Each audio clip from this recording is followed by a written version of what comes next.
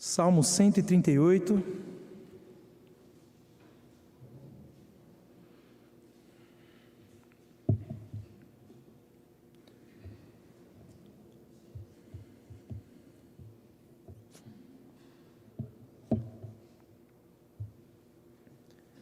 Diz assim a palavra do Senhor. Salmo de Davi. Render-te-ei graças, Senhor, de todo o meu coração. Na presença dos poderosos te cantarei louvores. Prostrar-me-ei para o teu santo templo e louvarei o teu nome, por causa da tua misericórdia e da tua verdade.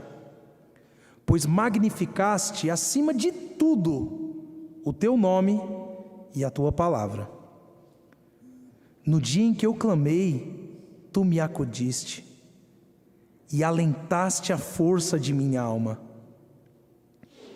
Render-te-ão graças, ó Senhor, todos os reis da terra, quando ouvirem as palavras da tua boca, e cantarão os caminhos do Senhor, pois grande é a glória do Senhor. O Senhor é excelso, contudo, atenta para os humildes. Os soberbos, ele os conhece de longe. Se ando em meio à tribulação, tu me refazes a vida. Estendes a mão contra a ira dos meus inimigos. A tua destra me salva. O que a mim me concerne, o Senhor levará a bom termo. A tua misericórdia, ó Senhor, dura para sempre. Não desampares as obras das tuas mãos. Até aqui a palavra do Senhor. Viciados em lamento é o que muitos de nós nos tornamos, infelizmente. O reverendo Maurício falou de manhã que esse é o sermão que eu vou pregar no seminário sexta-feira, e eu pensei em uma introdução que falava sobre isso, sobre o fato dos meus colegas do seminário, assim como eu, estarmos viciados em lamento.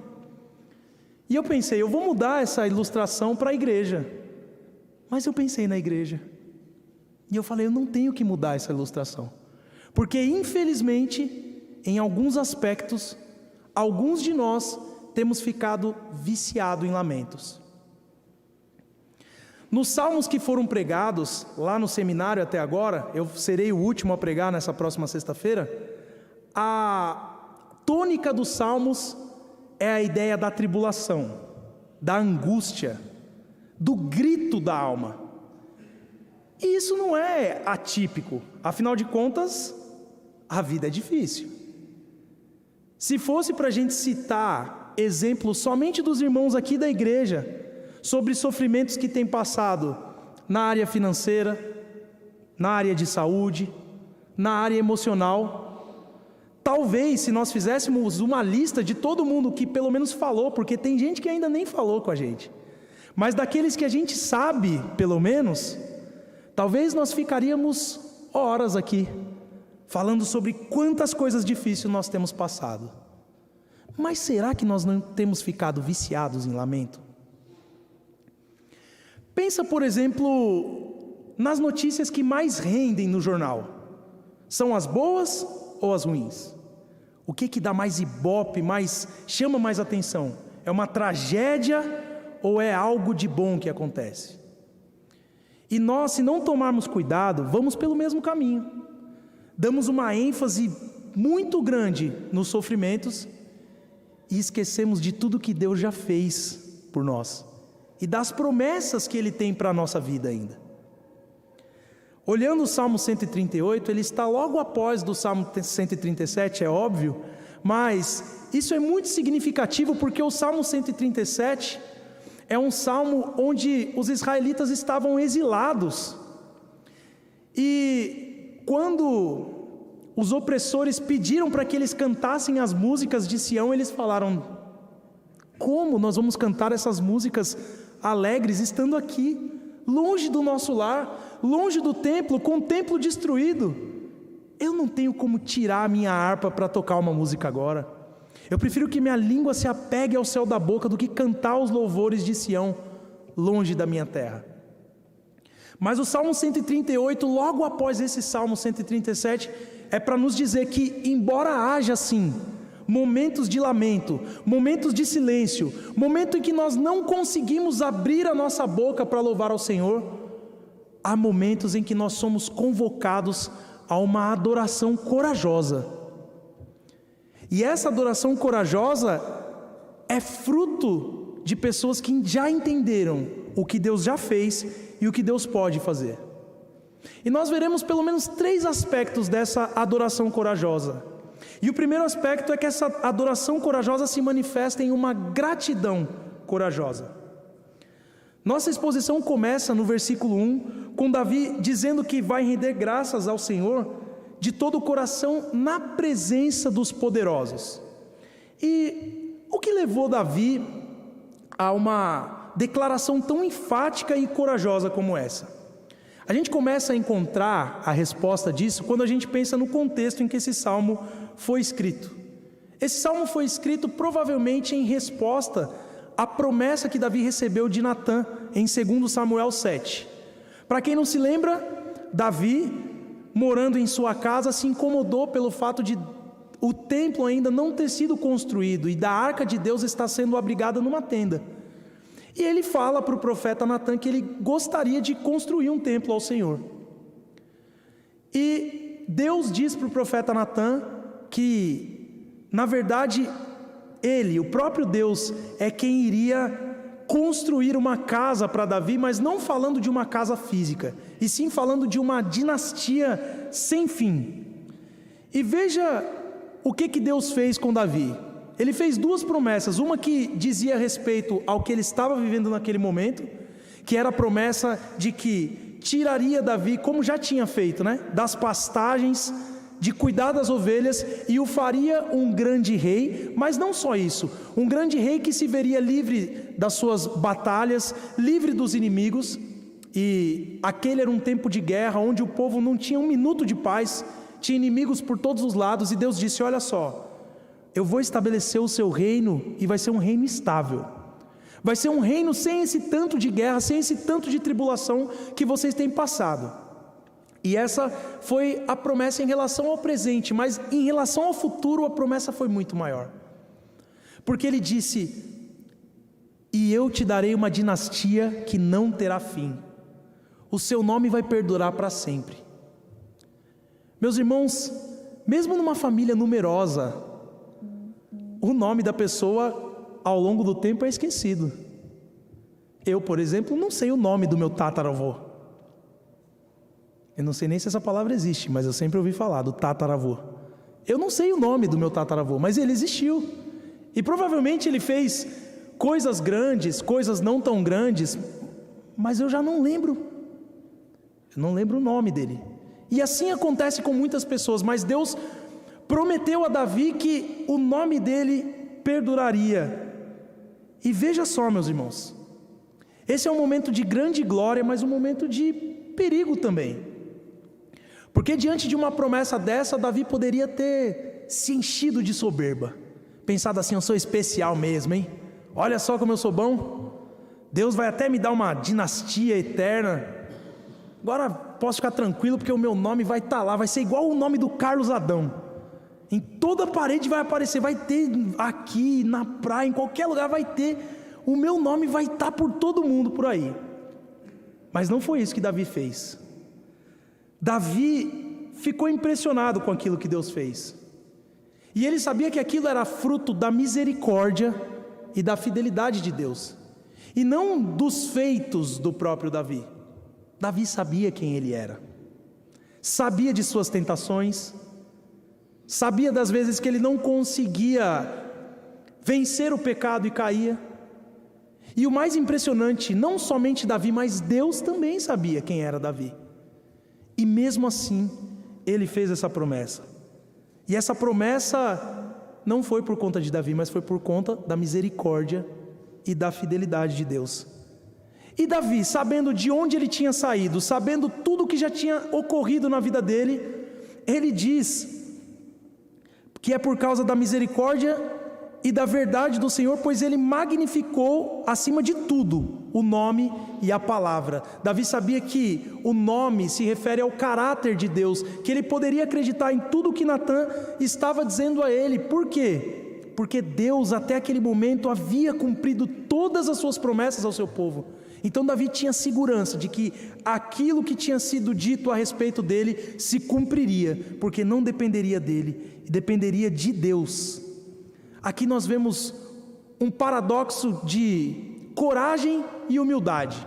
E são coisas que parecem no nosso tempo ser excludentes. Parece que uma pessoa é corajosa e orgulhosa, ou ela é humilde e tímida. Aquele que é humilde diante de Deus, muitas vezes é tímido diante dos homens. Não tem coragem de, assim como Davi falou, louvar a Deus na presença dos poderosos. Ou aquele que é corajoso é arrogante e acha que não precisa louvar a Deus, porque acha que o poder das coisas que acontecem na sua vida é por conta do que ele mesmo faz e não daquilo que Deus fez. Por isso nós temos que tomar cuidado para não entrarmos nesse laço de sermos arrogantes por coisas que Deus faz em nossa vida e não nós fazemos. E o Salmo 138 vem nos ensinar algo maravilhoso aqui. Para aqueles que estão desencorajados, nós lembrarmos que Deus faz as coisas por causa da sua misericórdia e da sua fidelidade. Nos lembrarmos daquilo que Deus já fez. Às vezes, nós passamos por momentos de tantas dificuldades que parece que só tem isso na nossa vida. Parece que o nosso olho só consegue enxergar a dificuldade. Parece que nada mais existe além disso. Mas o fato de Davi ter louvado a Deus dessa forma trouxe encorajamento a ele. Da mesma forma, não tem um hino antigo que diz: conte as bênçãos, dize quantas são. Nós somos convidados a contar as bênçãos. Olha só, as coisas estão difíceis, mas e o que Deus já fez por mim? De onde Ele me tirou? Quantas vezes Ele me curou? Como Ele me trouxe até aqui? Sem contar o fato, meus irmãos, de que mesmo que nós tivéssemos que passar o restante da nossa vida em aflição, somente o fato da certeza que temos de que o Senhor já nos livrou do mais, da coisa pior que nós poderíamos passar, que é o sofrimento eterno, já é motivo para nós cantarmos o nome do Senhor na presença de todas as pessoas, porque nada nesse mundo é tão duradouro como a vida eterna, nada. Portanto, nós somos chamados para olhar para o lugar certo. Não é que você vai fingir que as dificuldades não existem, não é que você vai fingir que o sofrimento não existe, ou que você vai se achar fraco pelo fato de sofrer, não é isso. Mas você vai lembrar que existe sim um sofrimento, mas existe um Deus por trás de tudo, cuidando de você. Essa é a certeza que Davi tinha, por isso ele tinha uma gratidão corajosa, de poder se levantar na presença dos poderosos e cantar louvores a Deus. Você se lembra do que Deus já fez por você? Você se lembra de momentos específicos que você estava passando por uma situação terrível e o Senhor te ajudou? Às vezes de uma forma muito concreta, mas às vezes através de uma leitura bíblica, através de um irmão que chegou em você e falou: força, meu querido, eu estou orando por você. Através de uma música que chegou até você e que mudou o seu estado de espírito, através das orações da igreja, através de uma pregação, através de qualquer coisa assim, Deus fala conosco no nosso dia a dia. Nós só precisamos estar atentos a isso. Essa adoração corajosa não se manifesta somente numa gratidão corajosa, ela se manifesta também num desejo corajoso.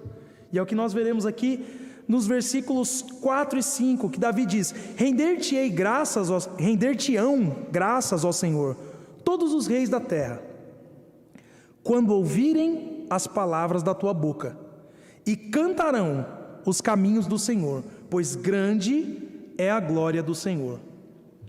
Todos os reis louvarão o Senhor quando ouvirem as palavras do Senhor. Nós sabemos que nos últimos dias, quando o Senhor voltar, todos se renderão a Ele, sem exceção. Mas aqui Davi não está falando só desse momento. Davi está falando que hoje Quando os reis da terra ouvirem os feitos de Deus, eles louvarão a Deus. O que diz o Salmo 67? Seja Deus gracioso para conosco e nos abençoe e faça resplandecer sobre nós o rosto. Para quê? Para que se conheça na terra o seu caminho e em todas as nações, não somente em Israel, mas em todas as nações, a sua salvação. Isso era importante, meus irmãos, porque muitos reis poderiam ver nesse período de prosperidade de Davi, prosperidade que ele teve nas suas guerras, onde o povo de Israel cresceu, onde as tribos estavam unidas. As pessoas poderiam olhar para isso e pensar que Davi tinha um Deus forte, porque a ideia dos povos vizinhos de Israel naquela época era uma ideia de deuses territoriais. Então, nesse território tinha o Deus X, naquele território tinha o Deus Y, e em Israel tinha lá o seu Deus. Mas o que Davi está declarando aqui é que esses reis precisavam entender que o Deus de Israel não era somente um Deus forte, mas era o único Deus. E isso eles reconheceriam quando eles ouvissem a palavra do Senhor, quando eles ouvissem sobre a glória do Senhor. Foi isso que Davi falou. Mas, consciente ou inconsciente, Davi estava aqui pré-anunciando o reino de Cristo, que foi o cumprimento disso, que foi quando os reis de todos os lugares do mundo viram que existia alguém diferente, alguém que não era somente mais um Deus, mas alguém que era o verdadeiro Deus. O rei Davi não viu a concretização desse desejo corajoso dele, de que os reis louvassem ao Senhor. Mas a concretização disso veio quando o Verbo se fez carne, habitou entre nós, se esvaziou da sua glória, se fez semelhante aos homens. Quando isso aconteceu, todo mundo pôde entender quem era o Rei dos Reis. E nós sabemos que nos últimos dias, aqueles que hoje ainda não se dobrarão ao nome de Jesus, no céu, na terra e debaixo da terra, e toda língua confessará que Jesus Cristo é Deus, para a glória de Deus Pai. Mas o que torna esses dois versículos especiais para a gente, para os nossos dias, é aquilo que nós lemos em Mateus 28. A comissão que Jesus nos deu para que nós anunciemos a glória e a majestade de Deus, para que nós levemos a boa notícia do Evangelho para todas as nações.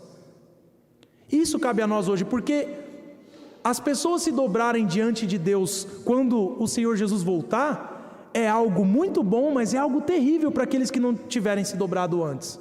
Então a nossa responsabilidade, enquanto filhos do Senhor, é anunciarmos essas boas novas, para que mais e mais pessoas se dobrem hoje ao Senhor, para que mais e mais pessoas conheçam hoje ao Senhor. Nós temos que ter o mesmo entusiasmo missionário que Davi teve aqui. Pensa comigo, quando você ouve uma música muito boa, você manda para os seus amigos. Falar que não manda, você está brincando comigo. Escuta, isso aqui é muito bom. Um filme que você assiste, rapaz, eu vi um filme, nossa, você tem que assistir esse filme, mudou minha vida. Um livro que você lê, você fica entusiasmado, você quer falar daquilo para as pessoas. Muito mais tem que ser o nosso entusiasmo para falar das obras de Deus, para falar de como Ele transformou a sua vida. Se Ele de fato transformou, é algo muito grandioso. Você sabe quem você era, você sabe como você reagia, e você sabe como Deus mudou suas atitudes até hoje. Por isso você tem que falar, olha aqui, vem aqui. Principalmente pessoas que te conheciam antes. Lembra como é que eu era? Rapaz, Deus me mudou nisso e nisso e nisso aqui. Dessa forma, meus irmãos, além das palavras, com a nossa vida, com as nossas atitudes, nós conseguimos fazer com que mais e mais pessoas, aquelas que Deus abriu o coração através do Espírito Santo, venham para a presença do Senhor, venham fazer parte, não da igreja presbiteriana de Interlagos, mas da igreja invisível do Senhor, em todos os lugares que forem. Essa é a nossa grande comissão, essa é a nossa responsabilidade como filhos de Deus, pregar o Evangelho com Esse mesmo entusiasmo que Davi pregou. Esse deve ser o nosso desejo corajoso.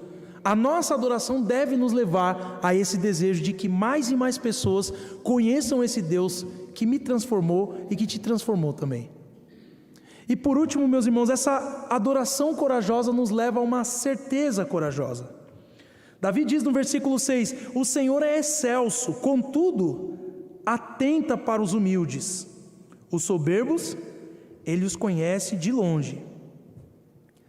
Todas as vezes que eu penso que o Criador de todo mundo fala comigo, eu fico impressionado. Não é qualquer um. Às vezes o intelectual não quer falar com a gente, porque acha a gente burro. Não quer perder tempo assim, sabe, com uma pessoa comum.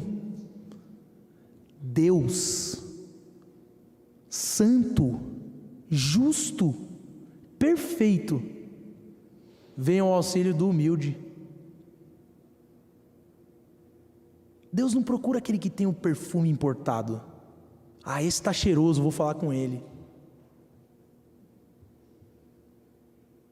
Deus procura aqueles que sabem que não são autossuficientes.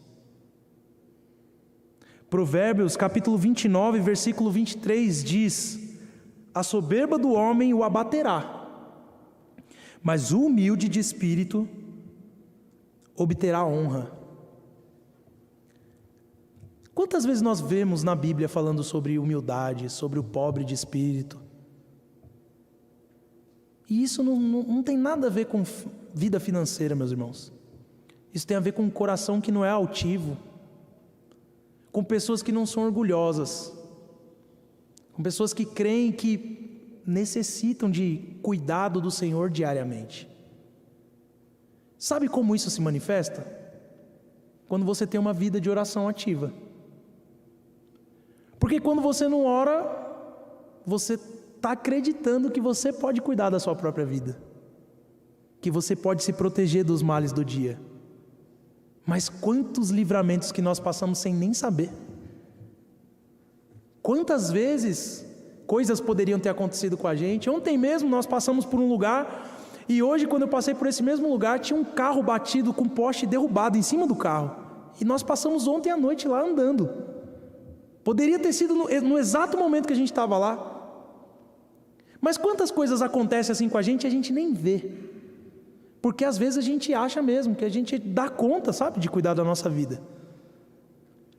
Humildade é saber que a gente precisa todos os dias pedir: Senhor, cuida de mim, senão meu dia vai ser um desastre, uma lástima, senão eu vou pecar muito, senão eu vou esquecer do Senhor na primeira pisada no meu pé. Humildade é saber que assim como nós precisamos de comida diariamente, para não ficarmos doentes, nós precisamos do alimento espiritual diariamente, para que nós não fiquemos doentes da nossa alma.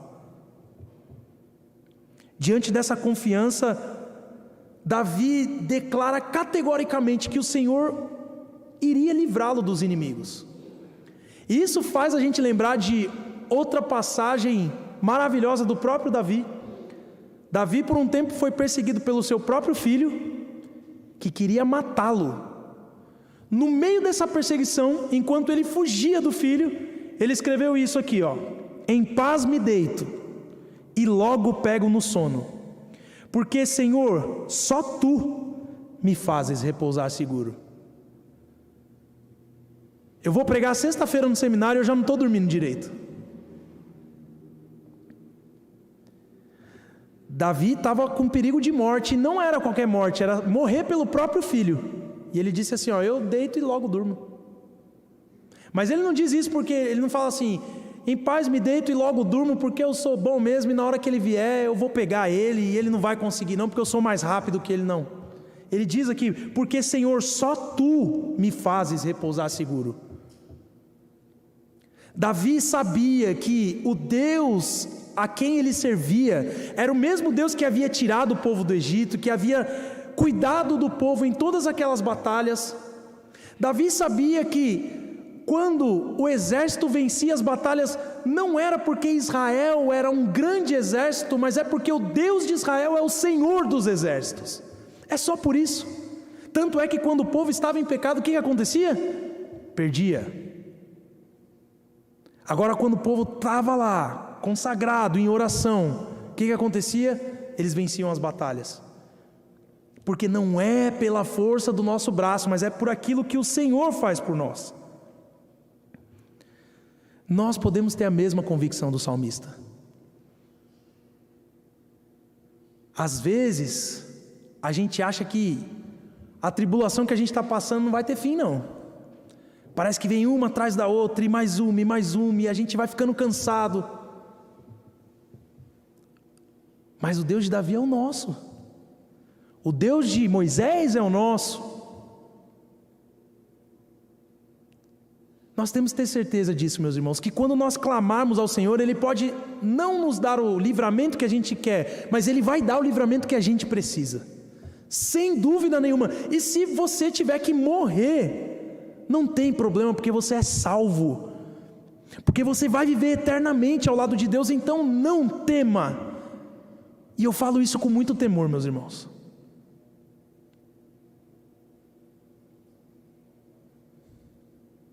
Nós podemos passar por aflições, pelas mais complicadas da nossa vida, mas nós temos a certeza de que o nosso Senhor, assim como Davi tinha certeza que ele guardava a Davi, o nosso Senhor nos guarda também. Porque, como diz Lamentações 3, do 22 ao 23, as misericórdias do Senhor são a causa de não sermos consumidos, porque as suas misericórdias não têm fim, renovam-se a cada manhã. Davi termina dizendo: o que a mim me concerne, o que cabe a mim, o que diz respeito à minha vida, o Senhor levará a bom termo. Ou seja, o Senhor vai completar, vai terminar. Por quê? Porque a tua misericórdia, ó Senhor, dura para sempre. Essa é a certeza de Davi. A tua misericórdia dura para sempre. Não desampares as obras das tuas mãos. Tudo o que foi prometido a Davi se cumpriu. E a nós? Depende. Se foi Deus que prometeu, ou se cumpriu ou vai se cumprir. Agora, se for um falso profeta, não dá para a gente garantir. Mas se foi Deus que prometeu alguma coisa para você, creia que assim como se cumpriu em Davi, vai se cumprir em nós. E sabe qual é a certeza que nós temos disso? Por que a gente pode ter certeza disso? Porque em Davi a gente viu a história acontecer, né? Mas a certeza que a gente pode ter é a pessoa e a obra de Jesus Cristo. Essa é a certeza, porque se Davi, um rei que foi pecador e que a Bíblia não fez questão nenhuma de esconder que Davi foi um homem pecador, conseguiu o que conseguiu, o que faria com que a dinastia dele fosse eterna foi o descendente perfeito dele que veio. Alguém sem pecado, alguém que viveu a vida perfeita, alguém que passou por todas as dificuldades que nós passamos aqui, mas sem pecado, que morreu a morte mais humilhante do seu tempo, para poder nos garantir que o que diz respeito a nós, o Senhor levará a bom termo. Por isso nós podemos confiar que, assim como diz Filipenses 1,6, estou plenamente certo de que aquele que começou boa obra em vós, há de completá-la até o dia de Cristo Jesus. Deus começou uma obra na sua vida e na minha, e essa obra só vai terminar com a volta do Senhor, ou com o dia que você e eu fomos recolhidos. Portanto, mesmo que passemos por dificuldades, mesmo nos dias difíceis, adore ao Senhor de forma corajosa, com gratidão, com desejo de evangelizar as pessoas e com a certeza de que aquilo que Deus prometeu se cumprirá na nossa vida, porque o nosso Deus não mente, Ele não é homem para mentir, e Ele levará a bom termo a obra que Ele tem para a nossa vida. Vamos ficar de pé e vamos cantar ao Senhor em resposta a essa palavra maravilhosa.